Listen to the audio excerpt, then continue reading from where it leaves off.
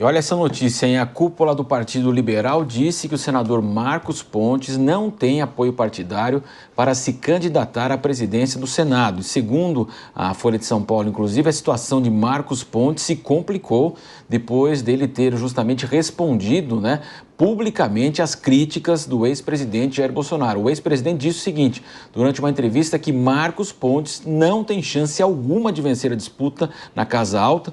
Os integrantes do PL avaliam que Marcos Pontes não tem experiência política suficiente e que corre o risco de se isolar caso mantenha essa decisão de disputar a presidência do Senado. A votação do Senado será realizada no dia 1º de fevereiro, falamos há pouco aqui. O PL apoia a candidatura do senador Davi Alcolumbre, que é a favorita na disputa. Quero começar com você, Emerson Tawil. Essa disputa aqui, a gente acompanha, né? Na Câmara de São Paulo, o pessoal sempre lança suas candidaturas, na Lesp, vai lançar também lá na Câmara e também no Senado praticamente. É uma questão até de posicionamento, né, da oposição e abre-se todo o palanque aí para os discursos, né, e as críticas que são feitas aí à maioria da casa. Agora, neste caso, abre essa cisão entre o Bolsonaro e o Marcos Pontes. E a gente sabe que ele foi ministro e o Bolsonaro foi o cabo eleitoral dele, principalmente. Então, uma briga aí que ele está comprando em vão. Pois é, em verdade, para esse tipo de cargo, não é você que determina se será ou não, você se credencia.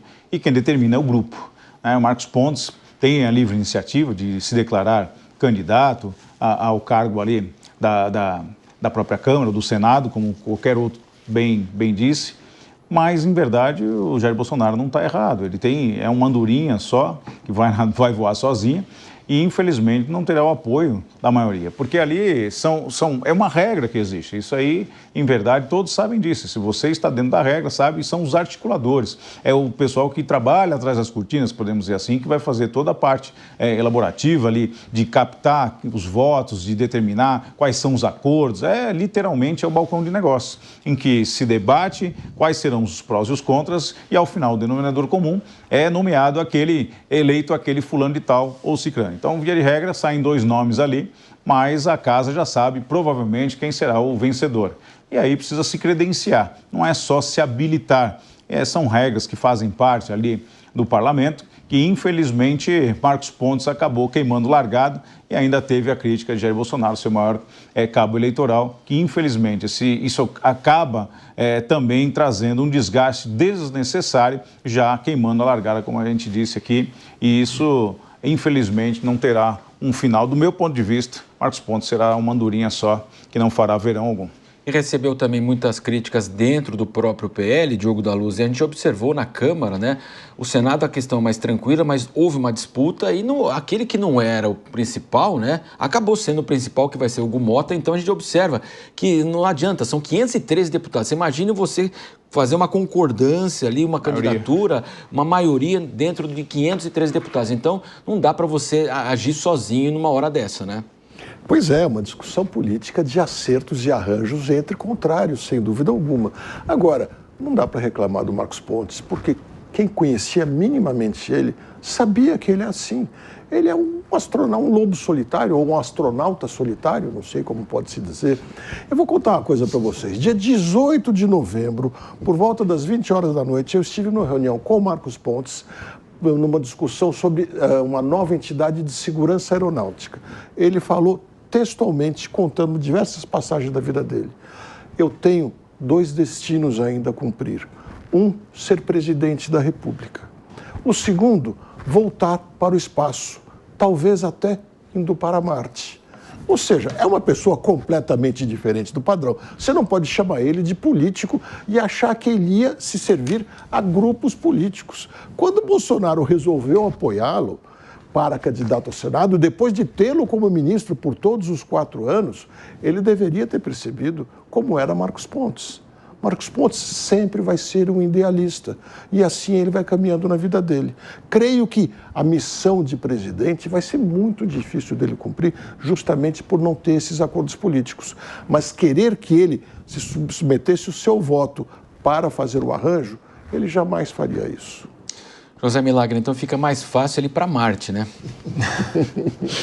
Como colocam os pensadores, né? A política ela não é a moral e ela se ocupa apenas do que é oportuno. Talvez Marcos Pontes, como o Diogo da Luz bem colocou, ainda não tenha esse jogo de cintura da política. A política, muitas vezes, ela não está se preocupada ou com os seus projetos pessoais, ela não está preocupada com o seu anseio ou o que você fez, mas numa coletividade e principalmente nas chances de êxito. Todo esse contexto começou com uma entrevista que o presidente Bolsonaro deu semana passada, onde, questionado sobre o suposto apoio a Marcos Pontes à presidência do Senado, ele declarou que o Marcos Pontes não teria chance. E é justamente esse ambiente, né? O Marcos Pontes do próprio PL, segundo o presidente do partido, a ideia de apoiar Davi Alcolumbre é justamente para conquistar aí mais posições na mesa diretora, mais comandos de comissões que são chaves, o que Marcos Pontes não teria. Foi isso que ele incompreendeu, não compreendeu, retrucou e, logicamente, que quando nós falamos de política partidária, a gente sempre observa o artigo 17 da Constituição Federal. Isso é uma questão interna corporis, ninguém põe a mão nisso. A Constituição deu autonomia para os partidos gerirem as composições, decidirem quem vai ser candidatos, e nisso nem o judiciário põe a mão, salvo raras exceções. Então espera-se aí que o Marcos, ou ele vai permanecer passivo, ou ele vai continuar retrucando e pode sim ter aí o isolamento do partido ou até sanções maiores previstas no Estatuto do PL.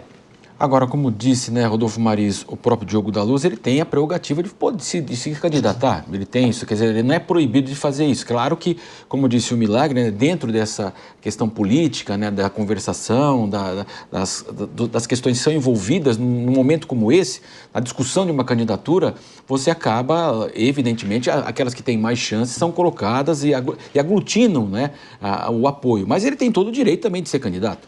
Mas é um tiro no pé, no dito popular, porque quem o lançou foi o ex-presidente Jair Bolsonaro, e tendo em vista que ele lançou a candidatura dele em dezembro do ano passado, em 2024, ele já sabia que o Alcolumbre era o homem escolhido ali pelo PL numa coligação ali, numa parceria. Ele fazendo isso, ele não se atentou aos fatos ou nem quis saber da opinião do Bolsonaro, o que é um tiro no pé, porque ainda assim é o grande líder da direita no país. E ele foi ministro, né, ministro do Bolsonaro em 2019 até 2022, ministro da Ciência, né, e Tecnologia. Eu tive a oportunidade de entrevistá-lo num podcast onde nós conversamos, e é bem o que o Diogo da Luz trouxe aqui. Ele é bem idealista, né? Ele sonha, ele é um sonhador, ele quer ir para Marte, ele sonha para ser presidente da República, e nós esperávamos ver talvez o Marcos Pontes muito mais posturado dentro do Senado, alguém que brigasse mais, alguém que falasse um pouco mais, alguém que tivesse de fato